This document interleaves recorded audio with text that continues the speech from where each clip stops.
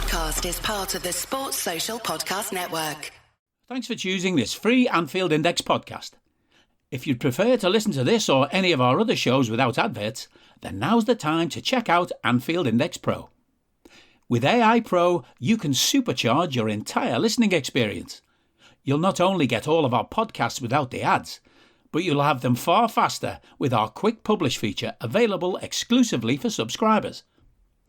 AEye Pro also puts you in the heart of our sound studio, with an option to listen to many of our shows live and interact with the podcasters in real time as the shows are recording.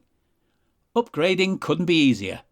AEye Pro is available on all popular podcast platforms, and we have our own apps for Apple and Android. Just head on over to AnfieldIndexPro.com and get started today.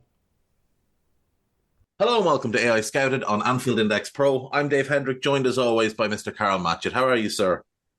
Eagerly anticipating a trip to sunny Sheffield. Yes, indeed. Yes, indeed. A trip to the Steel City. Now, we are going to talk a lot about Sheffield United, but we're going to park them for the moment and we're going to jump around in a few other things. We were going to do most irritating 11s for each other for today, but neither of us have actually come up with a fully irritating 11 for the other as yet. So we will hopefully have that for you on the Crystal Palace pod. But if not, it will get done. It will get done. We were also going to talk about Manchester United because, well, why wouldn't you? But we play them quite soon. So we thought we'd hold off on that one and just do a longer conversation when it comes up to us playing United. So, Karl, let's start with this. Nick Pope has had surgery on a dislocated shoulder and is expected to be out for 4, potentially even 5 months. This is a hammer blow for a Newcastle team that had kind of found their flow and were playing well. Obviously, a good result away to PSG. Now, some controversy in the awarding of a penalty, but it was a game in which they were battered in and PSG definitely deserved a draw. But then a win over Manchester United, a game in which the 1-0 scoreline did not reflect Newcastle's dominance. Toon, finishing top 4 last year, definitely had eyes on a 4th place finish again this season. And you would say that, you know, City, Arsenal, Liverpool, they look nailed on to be the top 3 in whatever order. And 4th looks to be a battle between Spurs, Newcastle, and the team currently sitting in 4th, Aston Villa. You could potentially argue for United to be in there. I think that would be a fool's errand because they haven't beaten anybody in the top half yet. But I think those 3 teams, and with Newcastle having had the experience of getting top 4 last season, you might have given them a slight advantage. So what's your initial thoughts on the Nick Pope injury and what could that mean for the Toon? Well, really important, obviously. Quite aside from the fact that he has been one of their most consistent performers, I'd say, since the signing started. Let's just group it as that kind of a timeline. You look at the defensive work again from them this season. So I think it's joint second best defensive record along with ourselves this year. Really key for them, I think, in big games as well. Like, I know they've lost a couple already this year. They didn't have the greatest start. Most of those were away from home, though. Home record is pretty sensational, really. 7 wins and just 1 single defeat, which I can't think of off the top of my head. But just 4 conceded in 8 games. Like, he is a really, really big part of what has been, as we've spoken about multiple times, a very cohesive unit, a really stable backline up until, let's say, the last month, where they've had so many injuries. And while I think they've done quite well not to have that really over affect them, you know, a draw with Wolves and defeat to Bournemouth, which was the obvious outlier there of all those results. But by and large, they've still been really solid. They've still played with the same approach to matches. They've still had the same intent in terms of like counter-attacking the same way, trying to make use of their fullbacks in the same way, but still having that really, really solid defensive organisation. And Pope is a huge part of that, obviously. And quite aside from the overall organisation and the overall input that he has, his actual technical level of goalkeeping is very, very good. Like, he might not be the best sweeper keeper, let's say, or he might have a particular trait that, you know, we wouldn't have at Liverpool, for example, or play a bit deeper, but overall, his goalkeeping is very, very good, and especially in the way that Newcastle set themselves up with the defensive line that they have, his shot stopping at times is excellent. So he is going to be a massive miss for them. He is. He is. As an aside, I don't understand how he hasn't been England's first choice for the last while, because he's very clearly the best English goalkeeper. I mean, I would, in general terms, agree with that. But even if you do happen to think Pickford's still better than him, Nick Pope's actually not been in the last few squads. He hasn't been in the squad. He's only fourth best at best. At best, yeah. Like Sam Johnston is getting in the squad. Aaron Ramsdale can't even get in his club team, and he's getting in the squad ahead of him.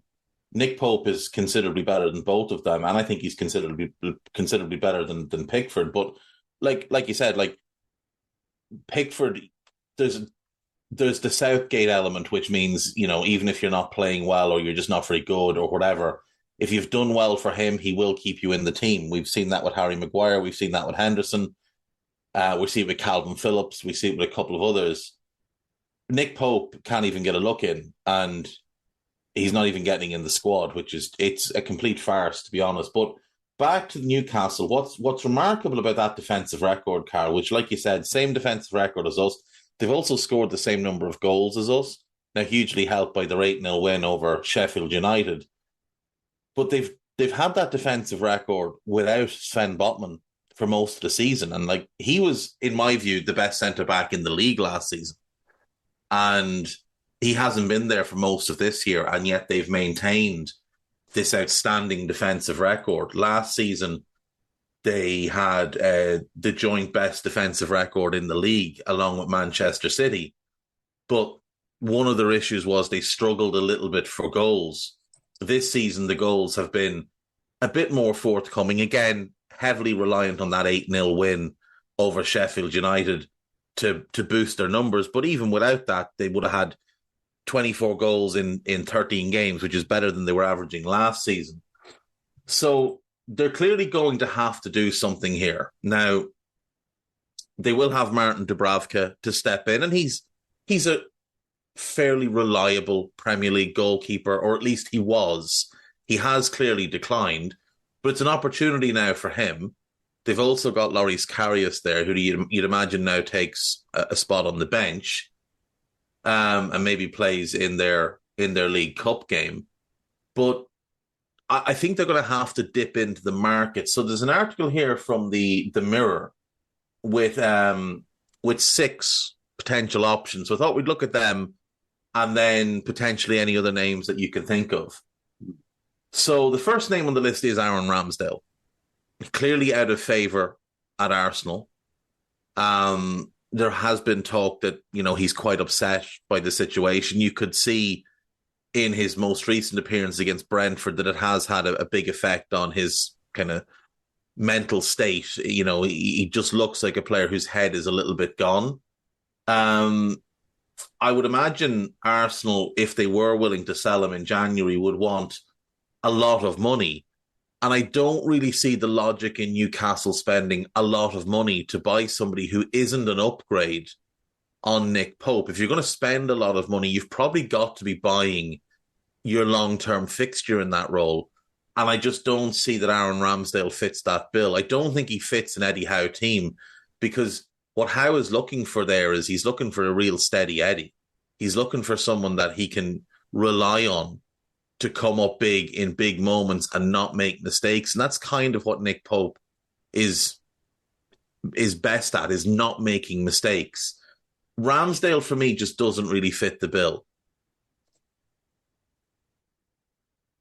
No, I think that's fair. I mean, Dubravka, I think, is obviously he can get a bit of a run now because they can't loan or anybody in.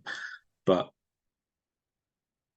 what is it now? 2 years really since he was playing. He had a loan spell at United, obviously, where he didn't sort of get any meaningful action. So I think he was quite good, to be honest, when he was last in goal with Newcastle, let's say. So it will depend quite a bit on how much regression there is, and maybe it's a few games to get back up to speed as well.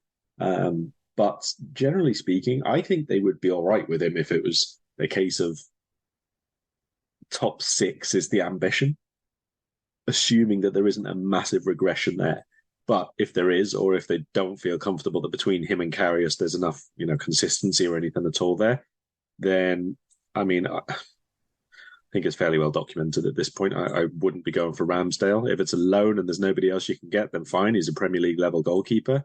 Is he good enough for the top six? Yeah, probably is. But is he going to be a stylistic match? Not so much. And again, how long are you going to have to wait for him to recapture form, recapture confidence? How long are you going to have to wait for him to be, integrated in the team? And is he going to be fully, mentally wise, is he going to be fully engaged with the team's needs? He isn't necessarily the most diligent of goalkeepers in terms of match mentality, maybe in terms of concentration, in terms of just being completely wired into a match straight away. We've seen that for hundreds of games now. I think that's more or less where I would put Newcastle's priorities in terms of a new number one. Yeah, see, I'd be the same. And I think if you're going to spend big money on somebody, you probably want to get someone that can come in and be a starter, but then when Nick Pope comes back, can slide into that backup spot because they're young enough that they can be developed for 18 months or however long and then take over from Pope. I don't see the logic in going for a downgrade, a stylistic mismatch like Ramsdale. And then you're going to be in the same situation he's just been at Arsenal, because when Nick Pope comes back, Nick Pope is going to get back in the team over Ramsdale. And where does that leave Ramsdale? Kicking his heels on the bench and falling out of interest with what's going on as he is at Arsenal. The second name on this list is David De Gea. Now, this is an interesting one because he's a free agent. Stylistically, he's a bit of a better fit for Newcastle. He remains a good shot stopper. His issues are the other stuff. He's not particularly good on crosses. He's not a sweeper keeper. He doesn't like to leave the safety of his 6-yard box. But as a short-term fix, because you could just sign him till the end of the season, David De Gea makes sense to me. Yeah, I would agree. I mean, it's quite a while again since he's been playing football. So again, you're still looking at the same issues in terms of getting back to full fitness and sharpness and all the rest of it. But you're probably going to have that whoever you choose, unless you do go out and spend massive on a first choice goalkeeper. So whatever way they choose to go, there is going to have to be a bit of an acceptance that it's not going to be an immediate fix. It might be, let's say, into February before the goalkeeper and the defence are sort of getting a bit of an understanding, a bit of compatibility between them, especially with the defence is now going to be changing around when the centre-backs come back for full fitness as well, and the full-backs for that matter, because they've got people out everywhere. So there is going to be a lot of upheaval at the back in general. So what's most important when you've got that lack of stability? It's probably, first of all, someone who, is completely not just calm, but I mean, is used to very stressful situations and is used to not necessarily being... Are you that person who has everything? The coolest merch and those must-have fan threads? Well, over at our Anfield Index shop, we've gone that extra mile when it comes to pimping up your Liverpool collection. From our popular range of bespoke design t-shirts, sweaters, hoodies and hats, to our signature edition mugs, prints and coasters, all provided with fast worldwide shipping. We have something for every red. We also stock official LFC merchandise and are licensed with the Premier League and UEFA to sell official iron-on shirt badges and sleeve patches. As a listener to this podcast, you can get 10% off everything with coupon code AIPRO10. Just head over to AnfieldIndex.shop or find us on Etsy by searching for Anfield Index. Behind a real wall, let's say. I think De Gea probably ticks that box, it's fair to say. Ramsdale does as well, in fairness, because he's obviously had a couple of seasons playing for poorer teams in relegation battles, that kind of thing. So you want a goalkeeper who is able to deal with a lot being thrown at them. You obviously, Newcastle-wise, want someone who is good within their 6-yard box rather than having to be 20 yards outside of the penalty area. Again, De Gea is one of the I would say probably the best stay on your line goalkeeper the Premier League has seen since, let's say, Shay Given, who was very much that type of goalkeeper as well. Reflexes, shot stopping, fingertip saves, all that kind of thing, but nothing outside the 6-yard box. I think he's very, very much one of those goalkeepers. And probably the short-term nature of it, if he doesn't already have something lined up for the new year, let's say like an MLS move, maybe that appeals to him as well. It's like he's obviously not in much of a hurry. He could have gone and signed, anywhere else in the world, let's say, already. So does something from January through to May suit him? Could well do, even if he was set to go to MLS, maybe only waiting a couple more months would allow him to still go and do that partway through their campaign. He does tick a lot of boxes, and I will say it's very, very rare that, especially halfway through the season, the opportunities there to sign a goalkeeper as good and as experienced as he has been. Yeah, and it could be extra motivation for him as well, given how poorly treated he was by Erik ten Hag at the end of his United tenure, and the fact that United did offer him a contract which he was willing to sign, and then they pulled that offer as he was going to sign it. So that might just be something that gives him a real bit between the teeth. Next on this list then is Keylor Navas, obviously the backup goalkeeper at PSG, currently nursing a back injury. But he was obviously in the Premier League last season with Nottingham Forest. He did quite well and was important in keeping them up. As a short-term fix, he could make sense. Stylistically, he's quite different to Nick Pope, but he is a very good shot stopper. Yeah, he is. He's a good shot stopper. Again, you've got someone who's been in the Premier League already because he was at Forest last season, so it's not going to be a completely alien situation for him to come in. I'm not sure he would be quite as high on the list for me as De Gea would be. I'm not sure how much motivation there would be to leave PSG again halfway through the season and go for maybe just for games, but I don't think that's an enormous pull for him. Like, Navas has not been first choice for a while now, and he's continually, basically since he left Levante to go to Real Madrid, been in a battle for first team football or not first team football, even with as good as he's been, and that's kind of the career choice he's made. So I'm not sure that I don't want to say the motivation is not there for him to play, because I'm sure it is, but I don't think that it's the overriding factor, I would say. Yeah, I think that's fair.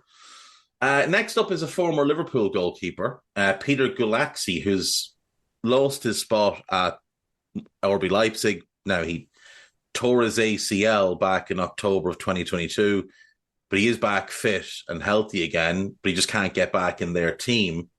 And at 33, he probably wants to be playing regularly with the Euros just around the corner. He'd probably like to go into that having played, a bunch of games and performing at a high level. Gulaxi also counts as a homegrown player because he was with Liverpool for a lot of years before he left to go to Leipzig when they were a lower league team. I think that's not a bad fit. Yeah, not a bad fit. I just don't think he's not necessarily the quality that they'd be looking for, to be honest. I mean, we wait and see, but I don't think that Dubravka of 2 years ago would be particularly different in quality level to Gulaxi pre-injury, let's say. Yeah, it's just a question of whether or not Dubravka is still at or close to that level, really, which we won't know until he plays a run of games. Yeah.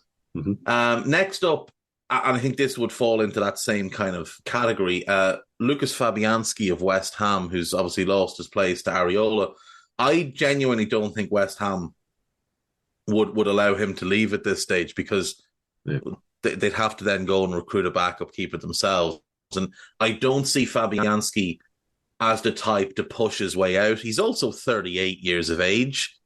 And I think we talked about this for the last 12 to 14 months.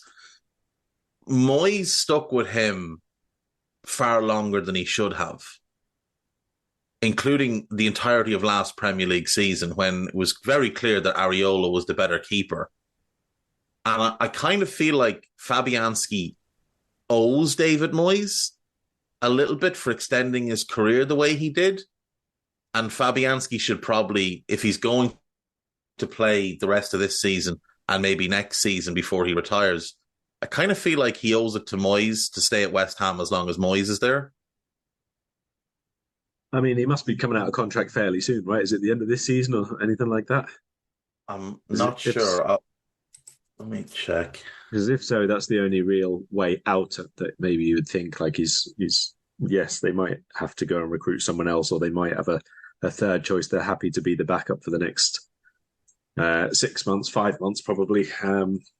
But generally speaking, I don't think that there's any other way to get out a player who's just there. And I think it's probably the same for most backups across the league, unless they are in Ramsdale's situation where they've then been gone from number one down to number two and they want a route back to first team football. I think Newcastle's best bets there are someone like that who is, pushing for action, or someone who's very soon out of contract. Those would be the ones where you can maybe say, without a massive expenditure, you can get the cover you need, you can potentially get the quality you need, and maybe, depending on who you do eventually go for, you've got the opportunity to keep them and build with them again into next season and beyond. I think there are a few around who might fit that bill. I think there are a few around who look like they would fit that bill, but you don't want to fall for it because they just won't be good enough. There are a couple out there though who I think, if Dubravka's not up to the task, and even if De Gea doesn't want to go there, there's still routes to find someone who is quite decent, I think. And the last name on this list is Hugo Lloris. And I have to say, if anybody has actually watched Hugo Lloris play for the last couple of games, anybody at Newcastle, they would run a mile from the idea of signing Hugo Lloris to play for their team, because there are examples of players who fall off a cliff, and then there is what's happened to him. That is one of the strangest, most drastic collapses in level by a player that I can ever remember seeing. Just on Fabianski, he is actually out of contract at the end of this season.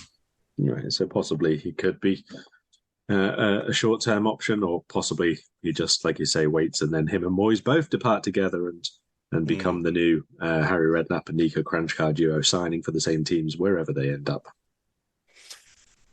Of the list we've gone over, I think De Gea is the clear best option for every reason. Number one, he's the best goalkeeper of the group.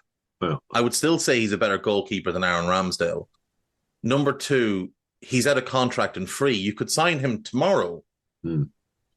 And you'd probably get dispensation from the Premier League to sign him and play him, because you've had a goalkeeper suffer a significant injury, and they do tend to make exceptions when it's a goalkeeper who's going to miss a ton of time. So I think he's the one that they should be looking at it.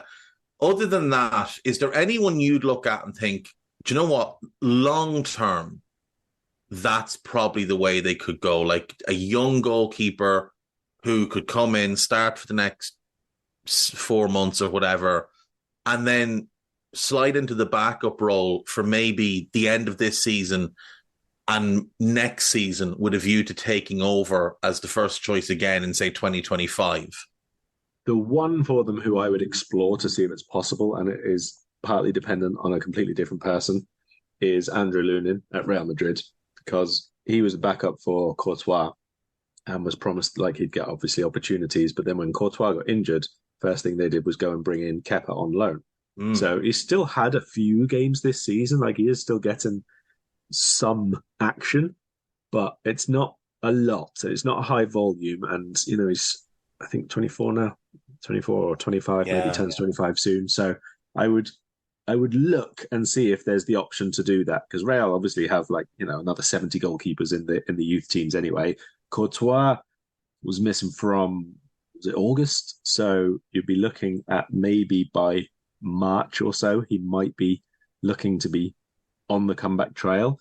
So if it's a case that right at the end of the January window, you could bring in Lunin, Real only need to be without him for a month, and then Courtois and Kepa sort of see out the season between them.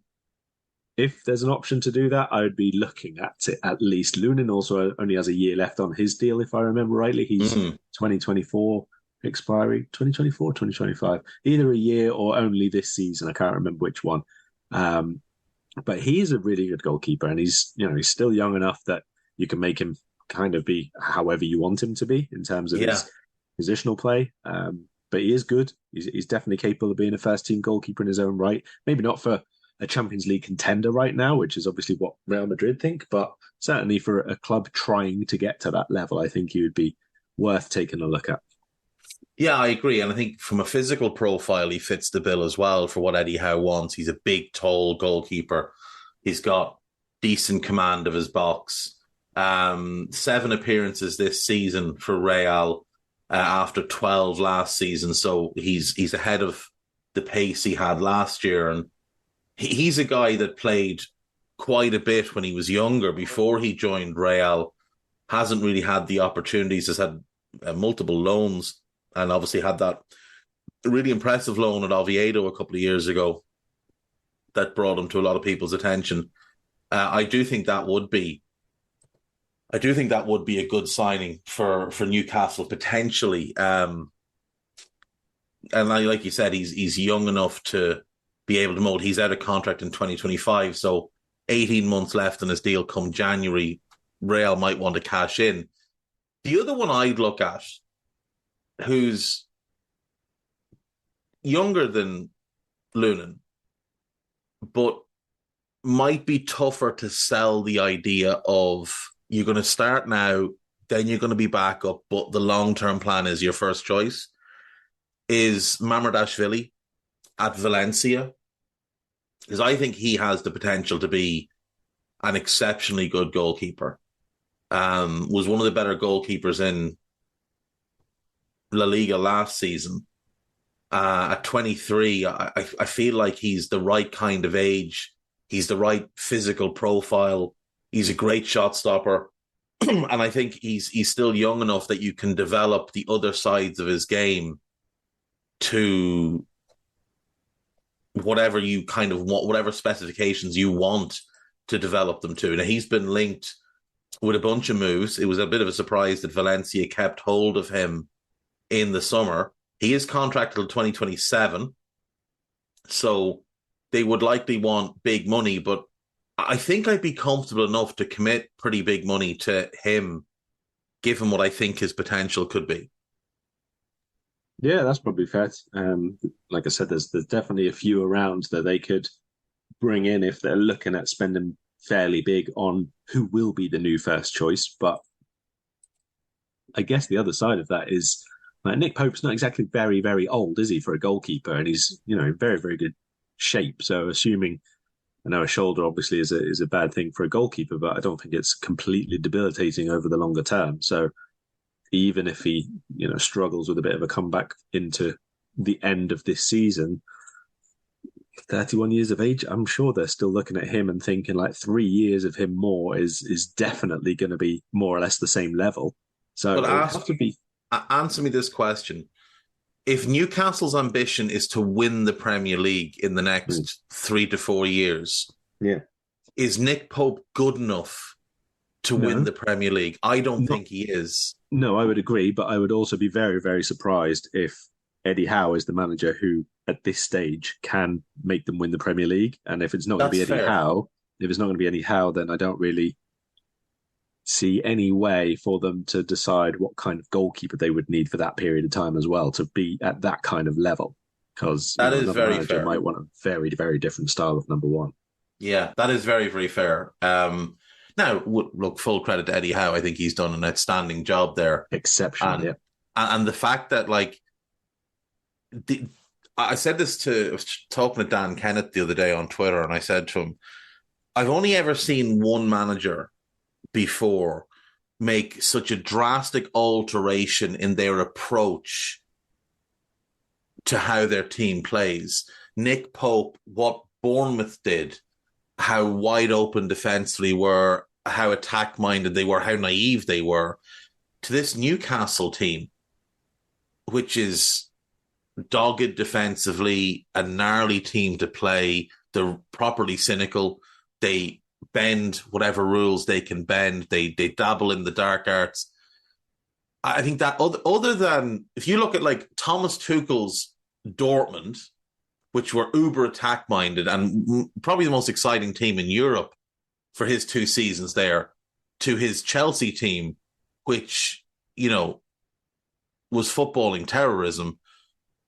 Other than that Tuchel transition, which was done out of necessity for the players that he had at Chelsea, I don't think I've ever seen a manager have such a drastic change as Eddie Howe. And the time he spent at Atleti, basically watching and shadowing Diego Simeone, has paid off enormously. Like, it's incredible how different his approach is now to what it was when he was at Bournemouth. Yeah, wild. Like 2 different managers, like completely 2 different managers. And when you consider quite a few of the same coaches there as well, that's not just impressive from let's say a learning and growth perspective, but also like for managers to have that kind of humility to recognize they need to do something different is quite rare, I think. Not just to have the success in doing something different, but to even think of it, to even think of doing something different in the first place. We've seen many managers along the years say, well, it worked for me there, I'm going to do it the same way. And they just do. Even if 2 more jobs fail, the third one will still be the same type of job, the same type of way, the same methods. And like, Howe could easily have said, well, my methods worked at Bournemouth, because they did for a long time. Yeah. But like you said, that humility to just say, you know what, that's not going to cut it. Because when he took over, they were bottom of the league.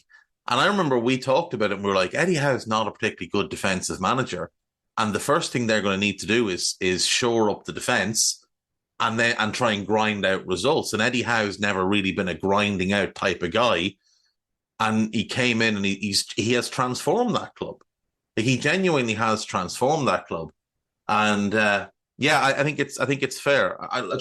I think he will probably not be the manager if and when they win the league. But to his credit, he's absolutely going to get another good job off the back of this Toon job whenever the day comes from depart ways with them. Someone, like when he was looking for a job after Bournemouth, Celtic was the best offer he got. And like, Celtic is a huge club and all the rest, but it's the Scottish Premiership. It's the equivalent of managing in League One.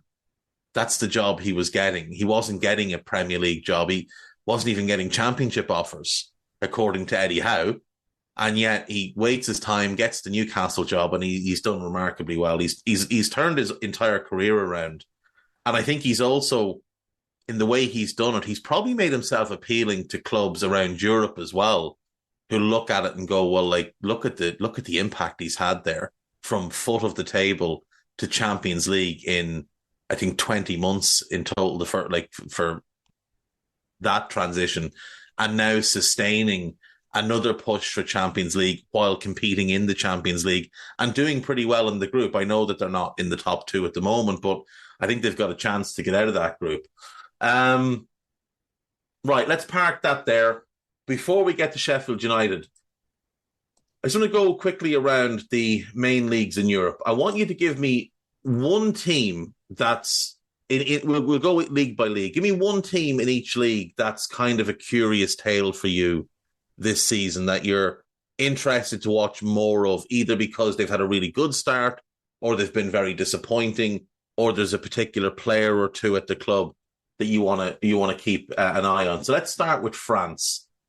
If I said to you, you have to watch a Ligue 1 game this weekend, where's your eye going for a specific team? Forget the fixtures themselves. What specific team would you be zeroing in on? Leon. I know it's an easy one to pick, but come on, this is just, at this stage, it's absolute lunacy. 1 win all season, rock bottom of the table, and not just like rock bottom, but like, what are these, 6 points off safety already as well? It's very, very odd. Hello, I'm here to annoy you. I'm here to annoy you into listening to more of me and more of others on EPL Index. We don't just have the Anfield Index stuff. We've got EPL Index as well, which covers the entirety of the Premier League.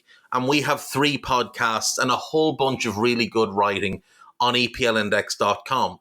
The podcasts are my own Two-Footed podcast, which is every day at 4 p.m, Monday through Friday, covering the whole league.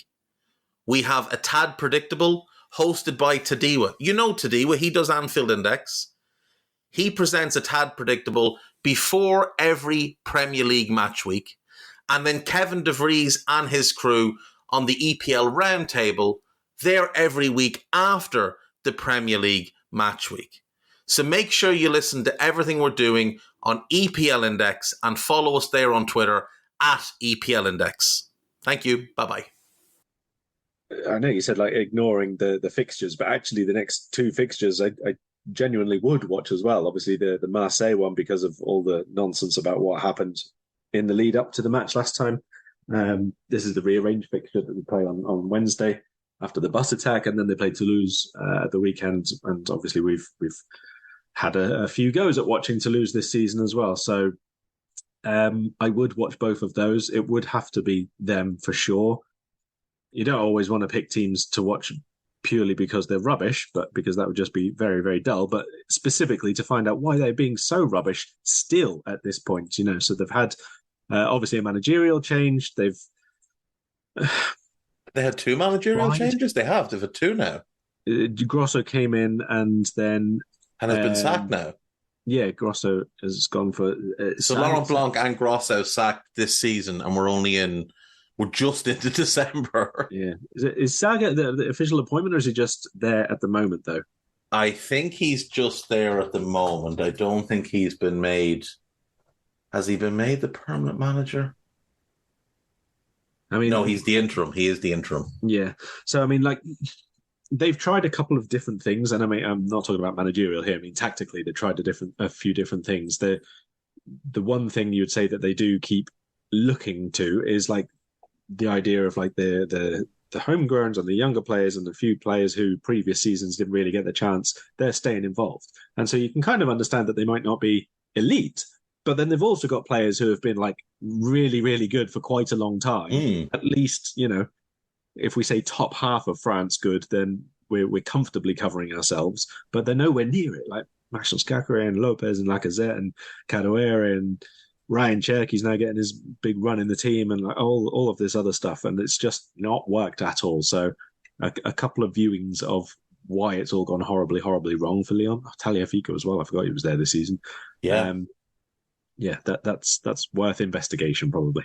It is. It absolutely is. I mean, when you look at the squad, you'd never put that squad at the bottom of the table this far into the season. Whatever, about 2 or 3 games in, everybody can have a bad start. But to be in December, 14 games into the season, 13 for them because they had the Marseille game called off, but 13 games in, and they're bottom of the table. And even if they do beat Marseille in that, because Marseille are no great shakes themselves this season, even if they do win that game, they're still only going to be second bottom of the table. It's not like they're going to be climbing out of the bottom three. But as you look at that table, it does ram home the fact that our defeat to Toulouse is a shocker, because they're 1 point above the relegation zone, and their domestic form has been appalling. 2 wins all season. In the last 5 games, they've drawn 2 and lost 3. So, you know, and you know what's funny about the Lyon situation as well is that they've taken 7 points from their 13 games. 4 of those points came in the last 5 games. 4 of them came in the last 4 games under Grosso, and then they sacked him anyway. But, you know, it is what it is.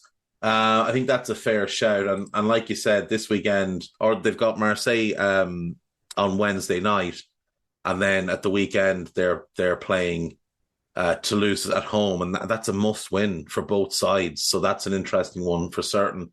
I would look at Rennes. I'm really curious as to how they've been so poor this season.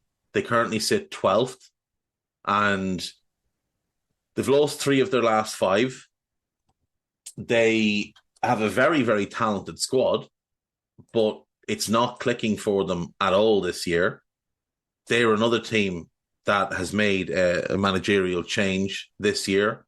Bruno Genesio was sacked.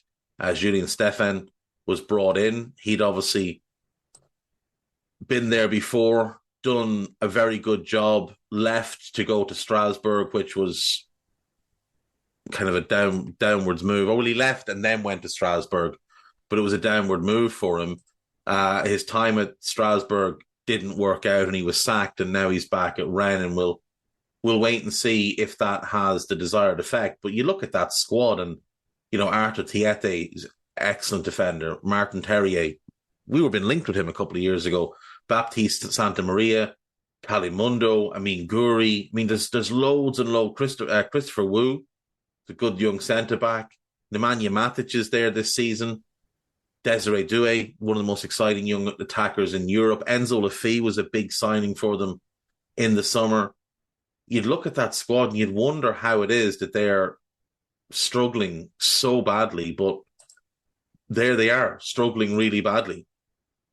So for me, I'd like to dig into a bit of them and see what exactly is going on, because look, they're 12th, but they're only 3 points off the relegation zone. And that's just not where I was expecting them to be, considering last season they finished 4th. The season before that, they finished 4th. The season before that, they finished 6th. They've been a team and the season before that, they finished 3rd. So they've been a team competing for the European spots, and now they look like a team struggling to stay in the division, which is obviously less than ideal. So they'd be the pick for me. What about La Liga, Karl? There's an obvious choice here, I feel. But if you want to go with them, cool, but give me someone else as well. Okay, so Girona are the obvious pick, and yeah, it would be them, especially as the weekend game is away to Barcelona. So Girona are still second in the table, 15 games in, only 1 defeat. They're level on points with Real Madrid. Barca are third, so that would be a great clash to watch anyway. We've spoken about Girona a couple of times. Really, really good play this season. Some really, really talented younger players in there, and just the team is going together very, very well. To pick somebody else, honestly, I would probably just pick Real Madrid for Jude Bellingham at the minute. That is a guy whose confidence levels are through the roof, doesn't even begin to explain it. He's playing so well. I think it's a very interesting role that he's been given this season as well. It's like a reverse false nine type of thing, where they're playing like a front two who are wingers, and then Jude playing as an attacking midfielder, but as opposed to a false nine where the 9 drops back into midfield and brings a centre-back and creates space for the wingers to break central. The wingers are breaking wide here, bringing centre-backs with them. All they need to do is create an extra couple of yards, and Jude is arriving into the box with time and space. And like the results have been, this is a historic run that Jude Bellingham is on. This is not like just, a good start. This is, Jesus Christ, where's this come from? He's got 15 goals this season already. He only scored 14 in the whole of last season, which was a career best. Yeah, he's been absolutely brilliant, absolutely fantastic. The tactical work that's obviously gone into his game is very, very impressive. He's lost nothing in terms of technique, and obviously his physicality has never been in doubt anyway. I think watching him at the minute is just very, very fun, to be perfectly honest. Like, Real Madrid have a lot of really good individuals, but I don't necessarily think that they've always been the most fun team to watch. Like, it's quite passive at times. Then they get going and they'll play well and they'll score a couple of goals, and they'll win matches and they maybe win titles. But I don't always think it's been fun. But he is really fun to watch at the minute. So yeah, I'll stick him at the top of the list. A better start in terms of goals to his Real Madrid career than former Manchester United loanee to Real Madrid for 9 years, Cristiano Ronaldo. Like, that's the type of return that they're getting. And I think huge credit has to go to Ancelotti, who for many years has been disparaged for his tactical nous. And people always say he's not a great tactician, but he's a brilliant motivator, and he's a great man manager, and he's a great massager of egos. will this tactical wrinkle that he's put in, with Jude basically being his striker but starting from a midfield role, I think it's outstanding, and it's getting the best out of Jude. He's taken most of the defensive side of Jude's game away and told him not to worry himself. They've got the dogs in midfield behind him in Fede Valverde and Tchouameni and Camavinga in Toni Kroos when he's in there, who can control a game, get through the dirty work, and obviously all play to a very high level. And it's been great. But can we just put to bed the idea that he'd be doing this for us, because he wouldn't have this role for us? We wouldn't be playing him in this type of role, so he would not have scored 15 goals in 17 games if we'd managed to sign him. That's just not the case, but he's been magnificent. Girona, like you said, a really fun story, a really fun team to watch, a lot of good young players. Arna Martinez is a player that stands out to me every time I see him play. Obviously, they've got Eric Garcia in on loan, who, I mean, he wasn't going to be good enough for Barcelona. It was always weird to me when there was that kind of tug of war between Barca and Man City for him, because he's not that calibre of player. But I think he's been very good for Girona this season.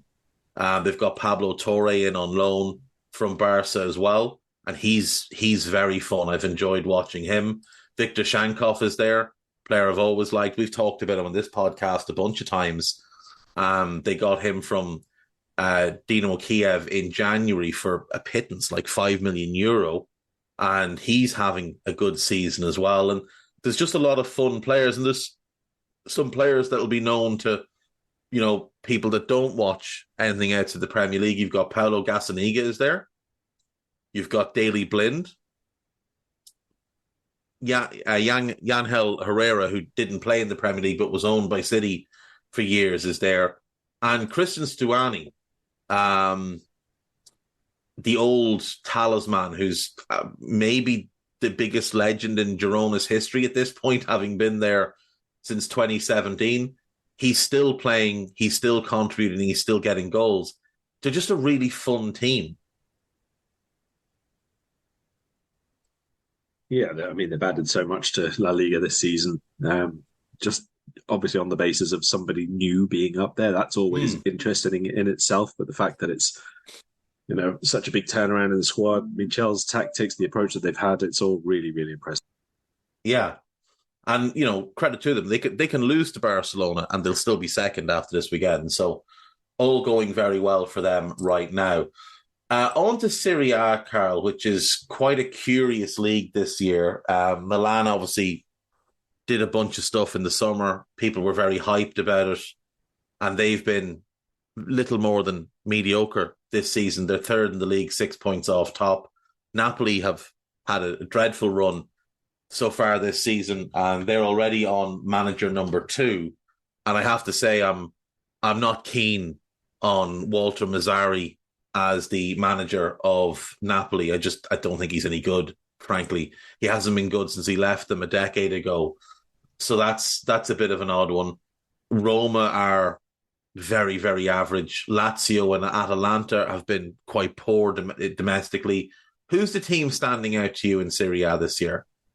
So they're not a team who are standing out for me, and I'll tell you why. Because I kind of just assumed that I would be watching them, or I would have watched them, or I would just watch them going on. And when I was looking over Serie A just after the weekend there to see, which games are coming up and who's worth watching this week and all that kind of stuff, I realised I don't actually think I've watched Juventus since August. I don't really know how this has happened, but it's obviously a bit of an oversight for me. Partly, I suppose, due to, when you're obviously trying to watch teams who might be doing well in Europe or European competitions or whatever, they've just kind of been overlooked there. But they are high flying in the league, second place just behind Inter. And again, big game coming up. They've got to play Napoli, so Friday night game, that's probably the one to watch. So it would be Juventus, but that's mostly through my own, let's say, ineptitude this season. Apologies. Max Allegri is doing a hell of a job, because it's not a vintage Juve squad by any means, and yet he's getting a tune out of them. He has them playing good football, and he's using some of the younger players in the squad. And I really like the Vlahovic-Chiesa pairing up front, but they are struggling for goals somewhat. They've only scored 22 this season, which is the least of the top six. And when you've got a Vlahovic and a Chiesa, you'd probably expect a little bit more. But this is vintage Allegri, just grinding out results. They'd probably be my pick as well, because it's a little bit weird how good they've been domestically, considering it's maybe the weakest Juve squad since they got promoted back into Serie A. Like, for those couple of years after the promotion, where they were like very hit and miss. But Allegri's doing a great job.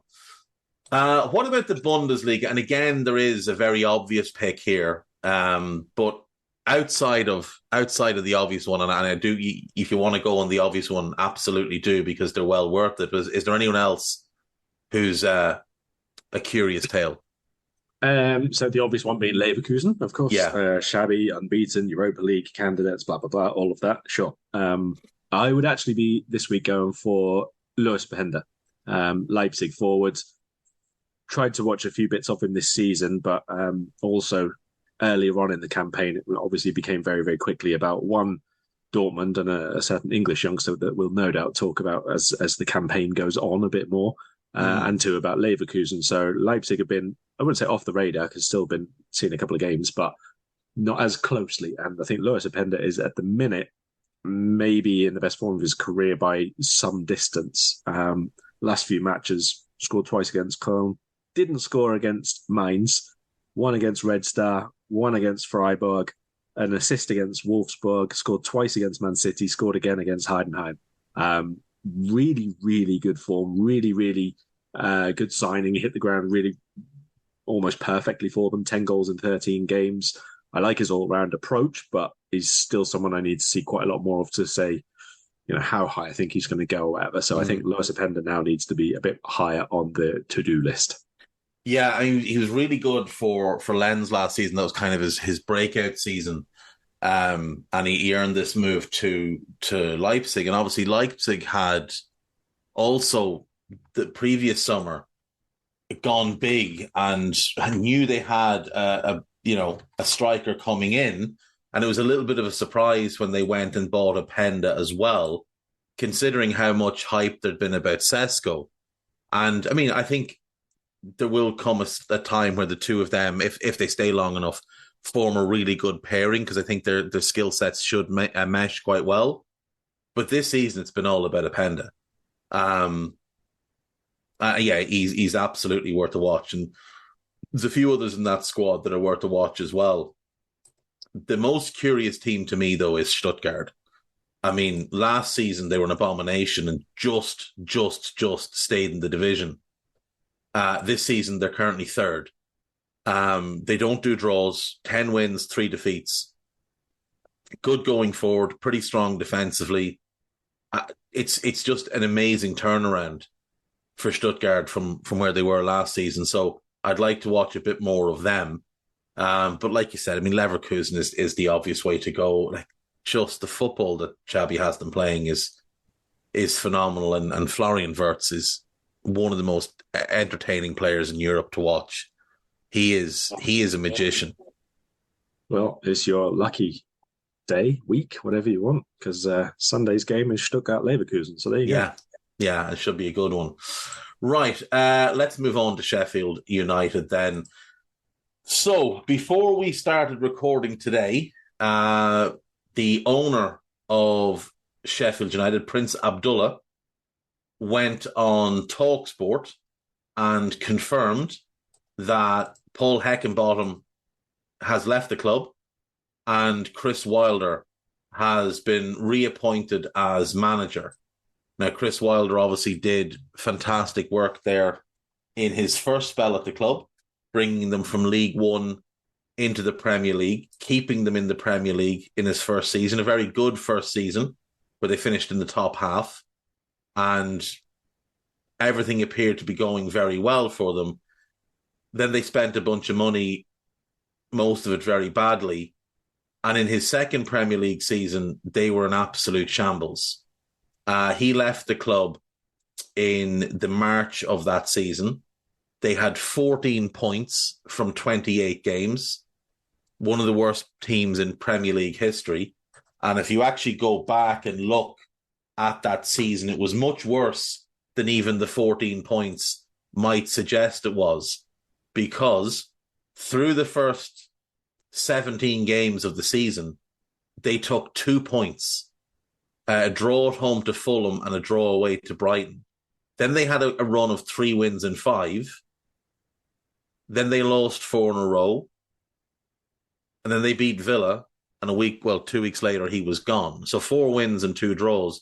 But the 4 wins came in a 10-game run. The 17 games before that are the worst run in Premier League history. Like, it's the worst 17-game stretch in Premier League history with 2 points.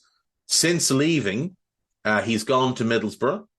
40% win rate, 18 wins out of 45 games, 11 draws, 16 defeats. Borough had been a playoff contender, like challenging for a playoff spot prior to him, and he took them into the bottom half of the league and was not good.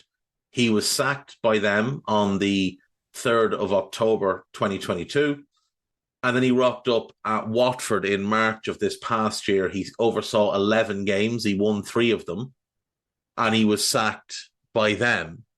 I'm not really sure of the logic here, Karl. I get that it's one that'll lift the mood. I get that realistically they haven't done anywhere near enough to make themselves Premier League caliber in terms of what they did in the summer. I think they let the manager, Paul Heckingbottom, down because... I don't need a VPN. I've got nothing to hide. This is what I used to tell myself before I hooked up with LibertyShield.com. Not only is my home internet now fully encrypted, but I can now access all the websites I want, whenever I want, and do so from absolutely anywhere. As a Liverpool fan, I love to know I can now watch every match, regardless of whether it's on UK TV or not. My Liberty Shield VPN makes sure nothing is blocked and guarantees me super fast streaming speed throughout that match. You can get connected right now with their software package, which includes a 48-hour no-obligation free trial and instant access to their apps for Apple, Android, Fire TV, PC, Mac, and Android TV. Or go a step further like I have and get one of their pre-configured VPN routers. These small but powerful devices allow you to easily connect every device in your home to VPN, making it the perfect solution for smart TVs, Magboxes, and games consoles. Visit LibertyShield.com today and use coupon code AIVPN25 to get 25% off at checkout. I don't think entering last season, I don't think they were in anybody's top 3 to come up, and yet he brought them up automatically. They sold 2 of their best players in the summer. Admittedly, they kind of had to sell both because of contract situations, but I don't think they did nearly enough to strengthen the squad. And obviously they've had a really bad start. They've got 5 points so far this year, which is in no way acceptable. 5 points from 14 games is a scandal. But at the same time, I don't feel like they gave Paul Heckingbottom the tools to succeed this year. And I don't really understand Wilder being the guy to come in other than you're trying to lift morale around the fan base. Yeah, so Chris Wilder has actually just been confirmed about halfway through your speech there at the beginning. So he is now officially back, and they say that he will be in the dugout against us on Wednesday night. So we were discussing this yesterday, a few of us. I don't really see why they've appointed him now, is my point. Like, unless they're going to give him quite a bit of money to spend in January, which again, then you would question, well, why didn't they give Heckingbottom that earlier or tell him that he could do in January or whatever? I don't honestly think that this team is savable. That's my feeling on where they are in the Premier League at the minute. I think they've got a few players in there who are quite good, I think. Like, they've got, let's say, as you might call it, the guts of a team. Like, some of them are there. Like, I think I think Cameron Hatch is a pretty good forward if you get a second striker who's, decent, not Ollie McBurney, but someone who actually can play off and can contribute a bit and is hard work and all the rest of it. I think it's good. I think Gustavo Hamer is pretty good. They've got a couple of players in either wing back or centre back spots who are all right, but the overall level of the quality of the squad isn't there at all. And there is big issues, I would say, most of all in defence and in goal. And if you haven't got at least a really good base to work from, and you're already miles adrift in the table. And don't forget, even though it's 4 points at the minute, it should be considerably more. It should be 8 points. It's only because of Everton's points deduction that they're even only 4 points from safety at the minute. And Everton, let's be honest, they're going to easily get out of that, within, I don't know what, let's say by the end of the year, I would expect Everton to be back up to sort of 16, 15 sort of place. They would be... Everton would be 12th without that points deduction. Yeah. No. 12th is a considerable improvement. And we'll get onto Everton another time because I do think that they're worth going into a bit more detail on. They've been quite good, actually, over the last couple of months. But for Sheffield United, they're just miles off it. They are absolutely miles off it. And that's not to say that across one game in isolation that they can't turn around and beat us tomorrow night, because like you say, it's going to be a reaction. It's going to be the fans are back on side. It's going to be the players sort of, sense the mood shift and all the normal things that come with the managerial change at short notice. That's going to be now in action against Liverpool on Wednesday night. But what about for the other, 24 games? 23 other than this one. Is there going to be enough there in that squad? Are they going to be able to attract quality in January to the level that they need to stay up? I don't see it, unless they're going to go out and go absolutely massive and bring in probably a minimum of 4 first-team players who all start really well and all hit the ground running and all stay fit.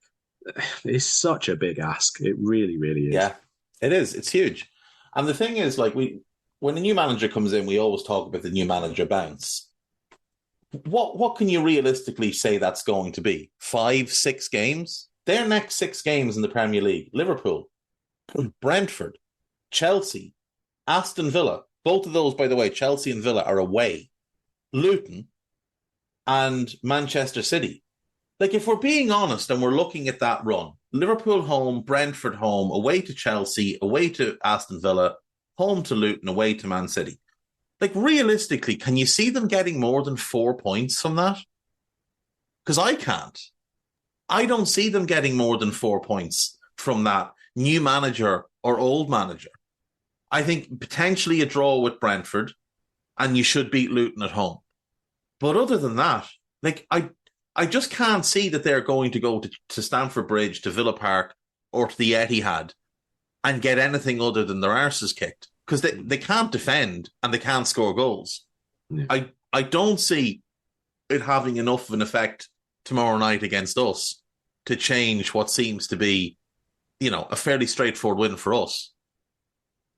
I kind of feel like they might have been better off waiting, getting through that City game, where then they have 3 weeks before their next Premier League game, and then making the change, and then being able to go out and buy, like you said, about 4 players to come in, and then getting that bounce with West Ham at home, Palace away, Villa at home, who are a different team on the road, Luton away, Brighton at home, Wolves away. That would have been the group of games, the 6 games for me to target. Now, like I say, I think 4 points one way or another for the next 6 games.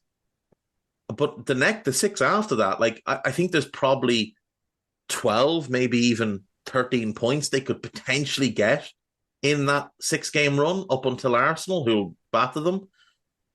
I feel like the timing of this is wrong. And you mentioned the squad. I mean, you look at it, let's be honest, Wes Fotheringham, I'm sure he's a nice guy. He's a lower league goalkeeper. You look at his career. He was a career backup until he went to Swindon. At Swindon, he was playing League 1 and League 2 football. He went to Rangers. The Scottish Premiership, like I said earlier, is the equivalent of playing League 1 football.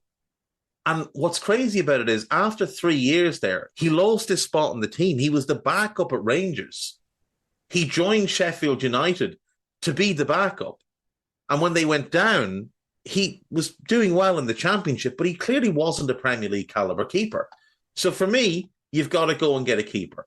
Defensively, Baldock looked out of his depth the last time they were in the Premier League, especially in the second season.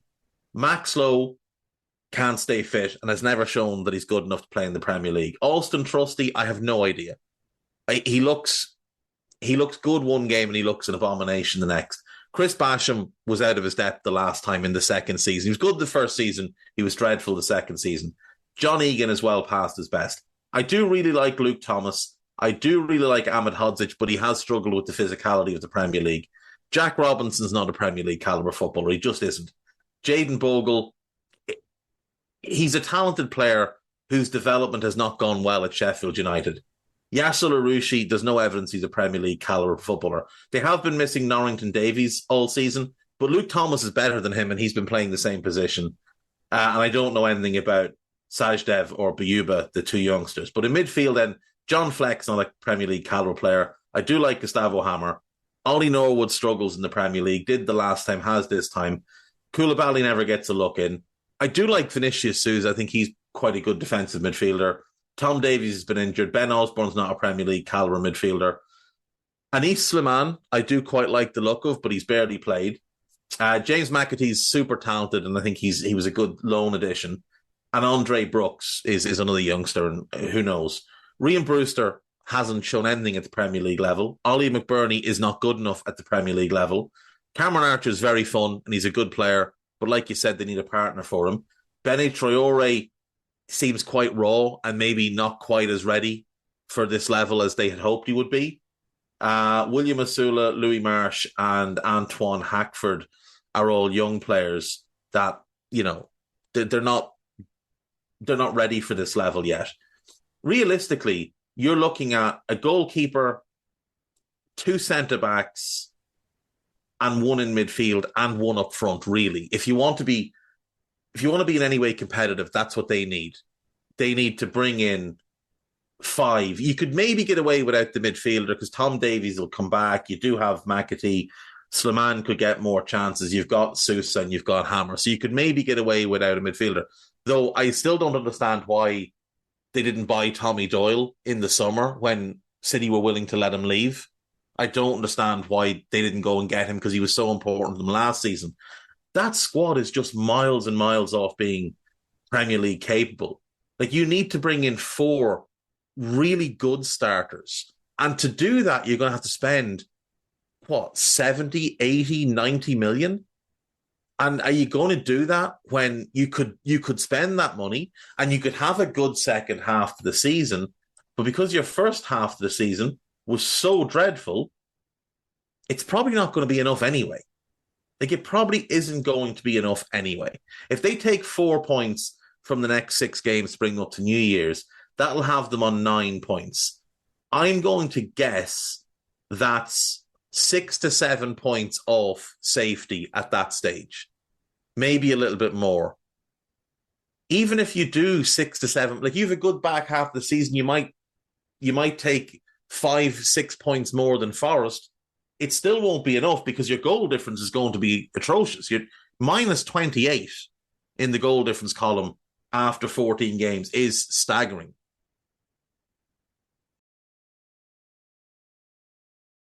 Yeah, I mean, they've been atrocious. There's no other word for it. They really have been way off it in both penalty boxes. At times in the middle, not bad. I think the build-up has been not bad, but too many individuals there have been just nowhere near the real level or nowhere near the level required. Like, even Luke Thomas, to be honest, the last few times I've watched him, really, really poor. Like, we've seen him in the Premier League with Leicester. He looked a decent young player. He's clearly got talent, but if people who have got the talent are not playing at that level, and then the rest of them around them are also already not necessarily good enough anyway, there's just a long, long, long, long way to go.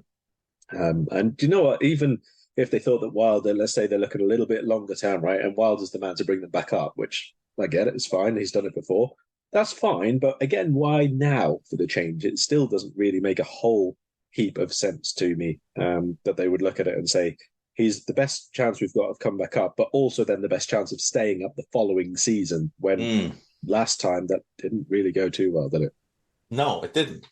Like, as things currently stand, Karl, they're on track to be the second worst team in Premier League history. Only the legendary Derby team of 07-08 would be worse. Like, they're on track to be worse than that 05-06 Sunderland team, both in terms of points taken and goal difference. And like, as it is, Chris Wilder oversaw the 8th worst season in Premier League history. And frankly, it would have been they'd be higher or lower on the list, depending on which way you want to look at it, if it hadn't been for the fact that he left in March and they had a couple of decent results after that under Heckingbottom. I just don't see it. It was pretty clear a month ago that they needed to make a change. If they were going to make a change, this change should have been made after Arsenal went there and pumped them, or maybe even before that. Like, you could go back and you could look at their run from at the start of the season where they took 1 point from their first 10 games. And at any stage in that, you could have just said, you know what, let's just change the manager here. I don't get leaving it this long. Like, did they sack him because Burnley beat them 5-0? Have they reacted to one game? Is that what the decision was made on? Because if so, that's just a terrible way to run a football club.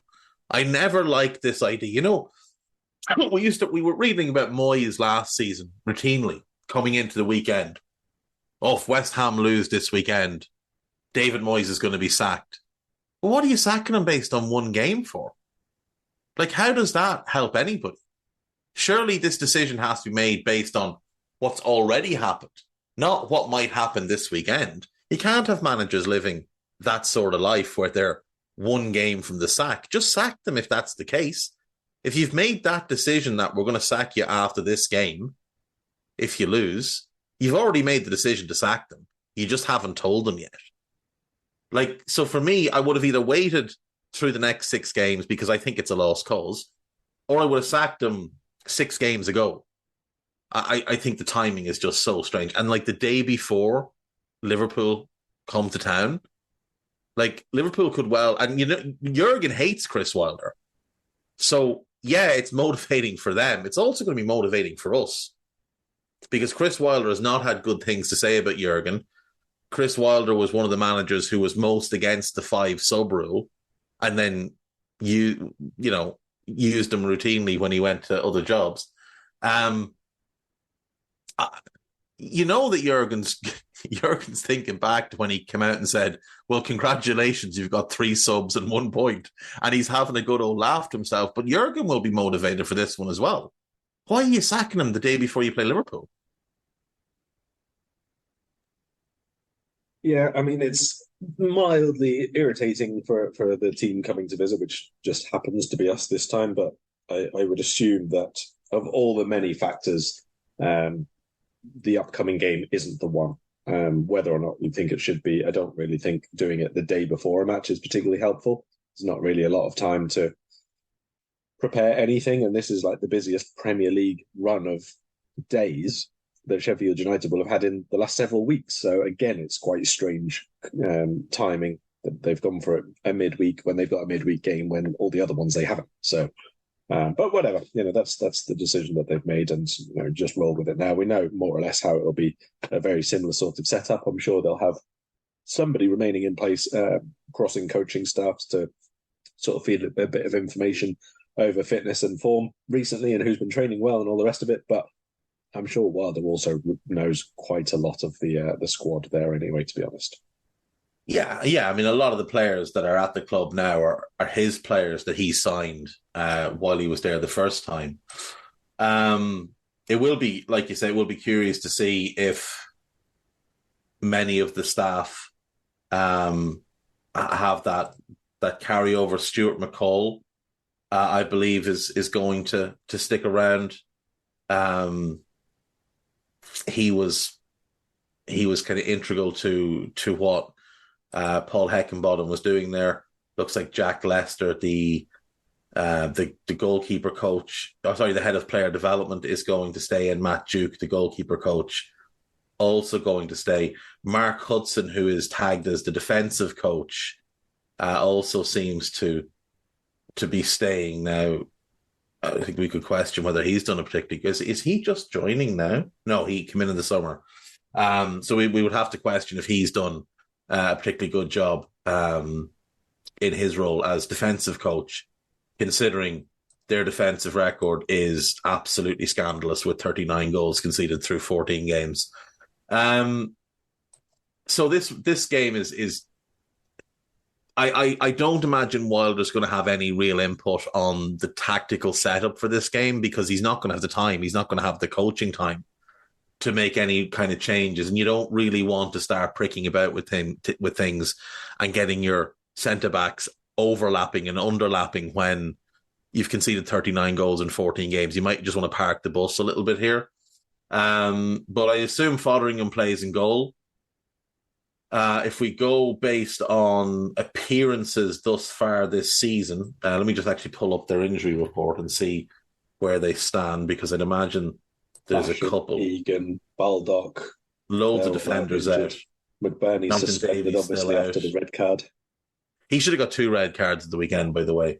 Yes. Rian Brewster's out. Yeah, Daniel Jebison, he's missed all season because he's got a health issue. And hopefully he makes a full recovery.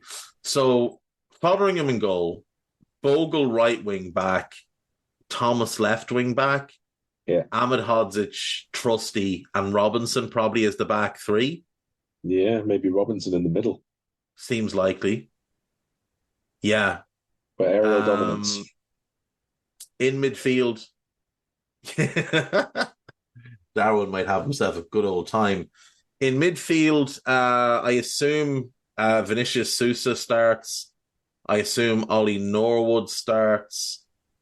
And I assume Gustavo Hammer starts. I'm wondering if they'll go with a back 5, a 3 in midfield, and play McAtee as kind of an attacking midfielder with just Cameron Archer up front. Because with McBurney suspended and Brewster injured, the other options are Traore or one of the 3 kids.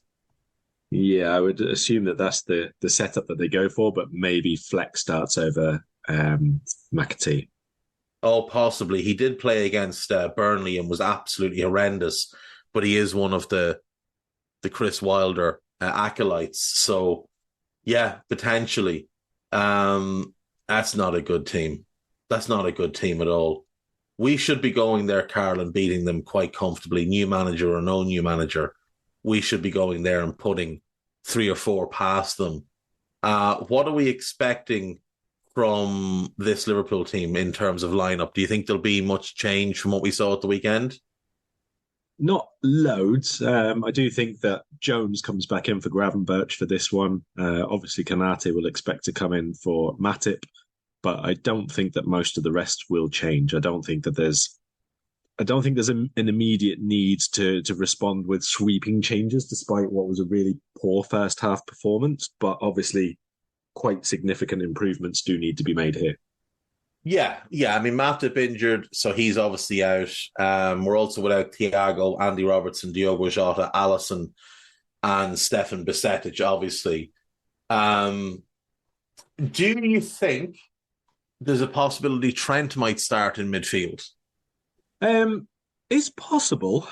I mean, like moving Trent into the 6 and then just pushing McAllister forward into the 8. I know it feels like it solves a couple of issues at once, but I do think that firstly, you're going to lose what Trent does in terms of pushing on, because you can't do it every single time if he's at the base.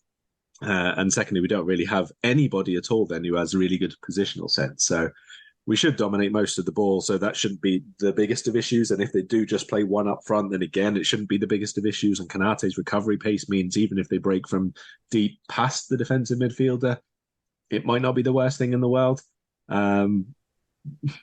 I guess this kind of a team, this kind of a match, if you're going to try it in the league, is where you're going to get it. But I do still think that we're more likely to see it in Europe or in the domestic cups first a couple more times before we actually see Trent from the start in the 6 in the league. Maybe I'm wrong, but that just feels the way it is to me. And I think it's very... I hope you're right, though. Yeah, I think it's worth pointing out, though, as well, that even Trent's more impactful performances going forward is when somebody else is there with him. And, quite noticeable that it was a double pivot, which allowed him to get into those positions once we'd obviously brought on Gakpo as basically a 10. And it was a very, very different central midfield alignment then. I think that's, if there is going to be a case of Trent starting in the middle, it would be a switch completely, like Endo or McAllister alongside Trent in a double pivot, and we play 4-2-3-1 rather than 4-3-3. Yeah, I mean, I'd like to see us go to, I've said it before, a 4-box-2 with Gomez at right back and Curtis and Trent as the double pivot, with Alexis playing more of his international role in one of the advanced roles, either left or right, whichever, and then Dominic in the other, and just leave out Luis Diaz and go with Mo and Darwin up front. That's what I would favour, because I think we do need Curtis in midfield. I don't think we have enough control. I don't think we're good enough defensively when Curtis Jones isn't in the team. And Gravenberch had his audition for a starting role at the weekend, and he was poor. He was very, very poor. So I don't think he's done anywhere near enough to earn a further start. Curtis was better against City than Gravenberch was against Fulham. And when you consider the levels of those opposition, I think you've got to bring Curtis back in. So if Trent is going to start in midfield, I'd like it to be one of the forwards that drops out to accommodate that. And I'd like us to see us, play a proper back four with that kind of midfield. But I assume Trent just starts at right back.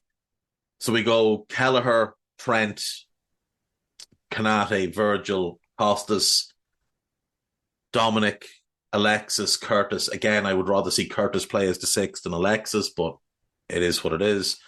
Up front, I do think there might be one change, Karl. I think he might bring Cody Gakpo in for Luis Diaz in this one. On account of? Diaz has been very, very poor.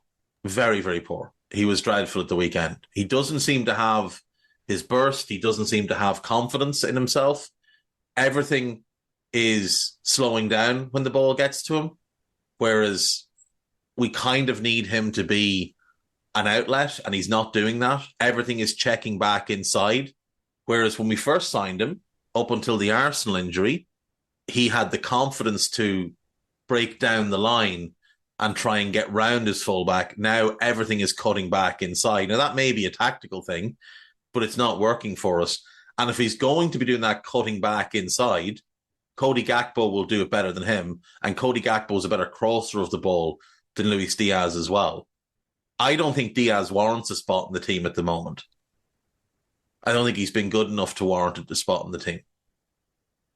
Yeah, now, I'm not saying Cody's been great, but I'd just like to see him try something different. Yeah, that's fine and fair. And obviously there's an element of crossover in terms of in-play positional rotation as well when Nunez is centre forward, because he can dip out to the left as well.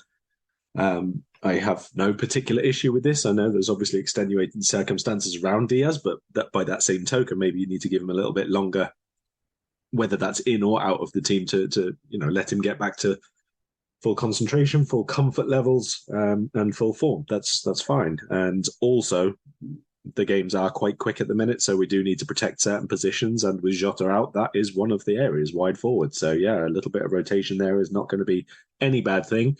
And even of late, Diaz has shown an ability to impact when he has come off the bench as well. So that's also a positive. Yeah. And to be fair, understandable what happened with Diaz's family, very traumatic. But it shouldn't be used as an excuse for his poor form, because he wasn't playing well before that either. Luis Diaz hasn't been particularly good this season. I know he's got 5 goals, but he hasn't had any real standout performances where you think that's the player we saw prior to the injury at Arsenal. He was unbelievably good for his national team when he went away with them, because he's allowed to be... I wonder, because Darwin's quite chaotic, I wonder, are we trying to rein in the chaotic nature of Diaz's, as opposing to just letting the two of them go out and kind of play with a bit more freedom? Is Diaz being kind of put into a box tactically so that Darwin can be the chaos merchant? Because I think Diaz is at his best when he's playing off the cuff, when he's improvising, when he's playing by feel, as opposed to when he's being coached. Possibly. I mean, it's very difficult to know. quite as much as tactical to feel of game, let's say, when certain players do it. Like some of the times it feels like, people, let's say like Trent sometimes, even McAllister with a different position. It's quite hard, I think, sometimes to know if we're specifically guiding players to do a certain thing or they just reluctant to slightly go all out on their usual game because something else is a little bit different. And, this season, the best link up that we've seen from Liverpool's front three, from any front three, has been Jota, Darwin, Mo. That's where the integration between all three players has been best, in my opinion. Not necessarily that their level of performances individually have been the best, because Jota was like quite poor, and a lot of the times moves broke down because of his touch and everything else. But those three had the best connection, I think. So maybe Diaz just a little bit on the fringes of the connection at the minute as well. Could I interest you in Dominic Szoboszlai left wing and a little bit maybe of Harvey Elliott as the attacking eight? Again, yes, if you're going to try things like that, then these are probably the games to try and do it. And certainly the team who's bottom with the new boss and all the rest of it, then sure, I've no massive objections to it. But also, if it's going to be a case of 4-2-3-1 and we play with a double pivot in midfield, then yeah, moving Szoboszlai either left or into the 10 and Gakpo as the other one is also perfectly fine. Yeah, for sure. Just to confirm, Stuart McCall and Mark Hudson have actually left Sheffield United along with Paul Heckingbottom. So we likely will see some changes, some more changes to come at Sheffield United in terms of the assistants. I wonder what he looked to bring back in some of the team he had with him before. Anyway, let's not spend any longer on this. What is your prediction for this game? I'm going to say that the new manager bounce does not impact matters dramatically, and I will go for a 3-1 to Liverpool.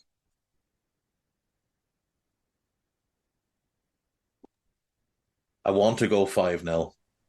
Do it then. I really want to go 5-0, but I'm scared Lisa Marie. I'm scared Lisa Marie will shout at me. So, I'll go 2-0. I'll go 2-0. I'll be a coward and I'll go 2-0 so I don't get shouted at. When you hear this now, so I don't know if you heard about the great apple tart scandal of 2023, where she made apple tarts for everybody and I didn't get one, Trev didn't get one, you didn't get one. We were just ignored with the apple tarts. And negotiations were ongoing about the potential to see if there was a way that we could get some apple tart. And after our confident predictions ahead of Fulham leading to the dumbest game in the history of games, we've all now been taken off the list of prospective apple tart getters. So I think it's a bad day in the parish. Might as well go 5-0 then. You can't really get any more in the doghouse than that, can you? That's true enough. 5-0 to the Reds. Let's go. Right, Karl, do you have anything you want to plug before we go? A few pre-weekend pieces. I'll be obviously at the Sheffield United Liverpool match, so I'll have a post-match piece on that. And again, ahead of the weekend, looking towards Palace. And if I get time, I will also do a Barcelona-Girona piece ahead of the big game in La Liga. So there you go. Make sure you follow Karl on Twitter or X if you're one of those people that calls it X. It's Twitter. It'll always be Twitter. Fuck Elon Musk. Or Musk. Follow Karl on Twitter at Karl Matchett. Follow Guy Drinkle producing away in the background at Guy Drinkle. And don't bother following me because it's just not a pleasant experience for either of us. Take care of yourselves. We'll see you later in the week. Bye-bye. We hope you enjoyed listening to this Anfield Index show. Please be sure to subscribe to our channel so future podcasts find their way to your device automatically. There's nothing quite like fan engagement, and we'd love to know what you think of anything discussed on this show. The best way to get in touch is over on our free Discord community, where both podcasters and listeners debate the hottest LFC topics 24/7. Sign up free now at AnfieldIndex.com/Discord. You won't regret it. You can also follow us on Twitter at Anfield Index and find us on Facebook by searching for Anfield Index. Oh, and before you go, we'd love it if you could leave us a 5-star review on your favourite podcast app. It only takes a couple of seconds, and it means the world to the people who create these free shows. Sports Social Podcast Network.